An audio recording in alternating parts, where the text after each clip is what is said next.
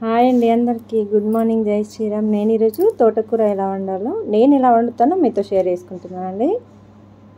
తోటకూర బాగా కొంచెం ఎక్కువ నీళ్ళల్లో వేసి పెట్టుకోవాలండి, మట్టి అనేది కిందికి వెళ్ళిపోతుంది. ఒక గిన్నె పెట్టుకొని ఆయిల్ వేసుకొని చూడండి, ఇప్పుడు గిన్నెలో వేసుకొని పెట్టుకున్నాను నేను. కాసేపు అలా ఉంచితే మట్టి అనేది ఉంటే అంత కిందికి వెళ్ళిపోతుంది. అప్పుడు ఈ జల్లి గుళ్ళలో ఇప్పుడు చింతపండు జల్లి ఉంటుంది కదండి, దాంట్లో వేసి వాటర్ అనేది తీసేసుకోవాలి. చూడండి కింద చిన్న చిన్న మట్టి వచ్చిందండి. ఇంకా నీళ్ళు పక్కన వేసేసాను. ఇప్పుడు పోపు వేసుకుందాం. నూనె వేడెక్కింది, జీలకర్ర వేసాను. జీలకర్ర కొంచెం గోలగానే ఎండుమిర్చి, పచ్చిమిర్చి,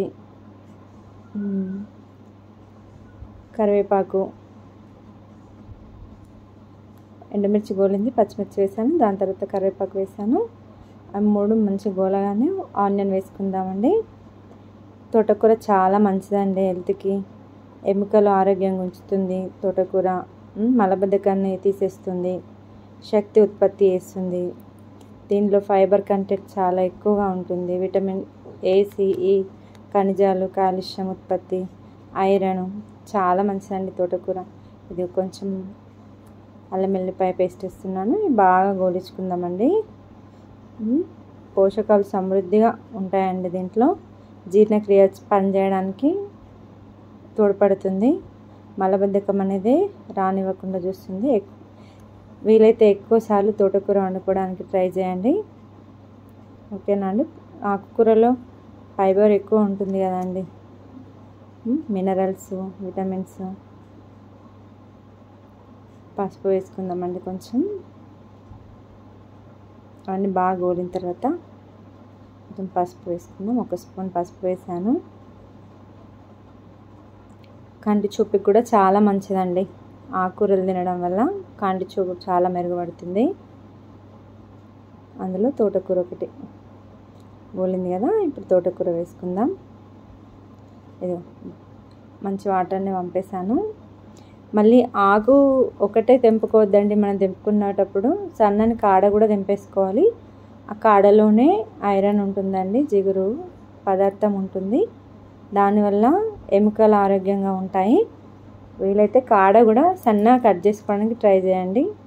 నేనైతే ఆకుతో పాటు చిన్న చిన్న కాడలు కూడా చూడండి సన్నగా కట్ చేసేసుకున్నా. ఇప్పుడు మొత్తం వేసేద్దాము. ఒకసారి కలిపి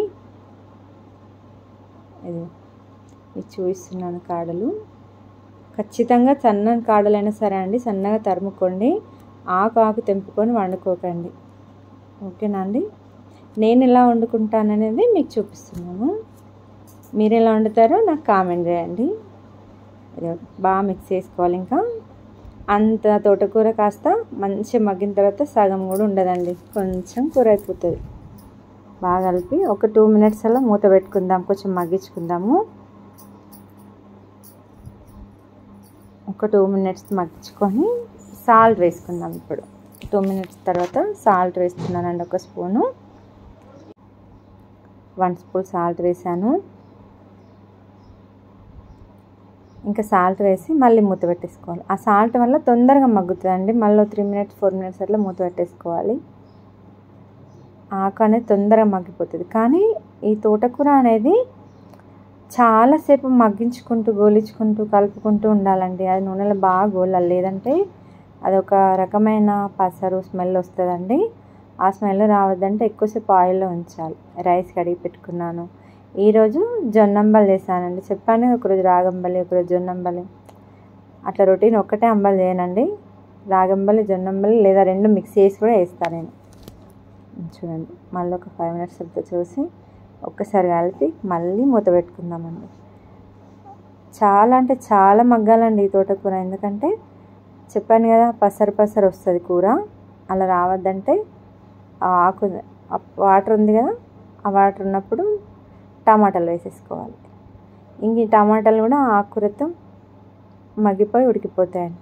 టమాటాలు వేసిన తర్వాత మళ్ళీ కొంచెం సాల్ట్ టమాటాల పైన ఈవెన్గా వేసుకోవాలి. ఇలా వేసుకోవడం వల్ల టమాటా తొందరగా మగ్గిపోతుంది. అంటే ఇంకా కలపకూడదు, అలా వేసి మూత పెట్టేయాలి. ఒక 5 మినిట్స్ మళ్ళీ వదిలేయాలి అలాగే. తర్వాత చూడండి టమాటా అంతా మగ్గిపోతుంది. మూత పెట్టేస్తున్నాను. ఇప్పుడు మళ్ళీ ఒకసారి చూద్దాం ఒక 5 మినిట్స్ తర్వాత.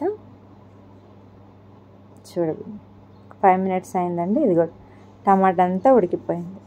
ప్రాసెస్ పెద్దగా ఉందండి, వీడియో పెద్దగా ఉందని స్కిప్ చేయకుండా పూర్తిగా చూడండి.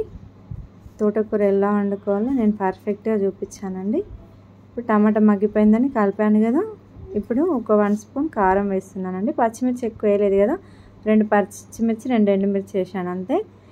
సరిపడా కారం వేసుకుంటున్నాం. మీరు మొత్తం పచ్చిమిర్చితో వండుకోవాలన్నా కానీ వండుకోవచ్చండి. నేనైతే ఇలా కారంతోనే చేసుకుంటాను తోటకూర. మళ్ళీ ఒకసారి మిక్స్ చేద్దామండి. చెప్పాను కదా దీంట్లో పుష్కలమైన పోషకాలు ఉంటాయని. ఆకుకూరల్లో మెయిన్ మలబద్ధకాన్ని దూరం చేస్తుందండి. మలబద్ధకస్తులు ఎవరైనా ఉంటే తోటకూర ఎక్కువ తినడానికి చూడండి. మన జీర్ణక్రియ కూడా చాలా మంచిగా పనిచేస్తుందండి. ఓకేనా అండి? ఇప్పుడు బాగా కలిపాను కదండి. కొంచెం ధనియాల పొడి వేసుకుందాము.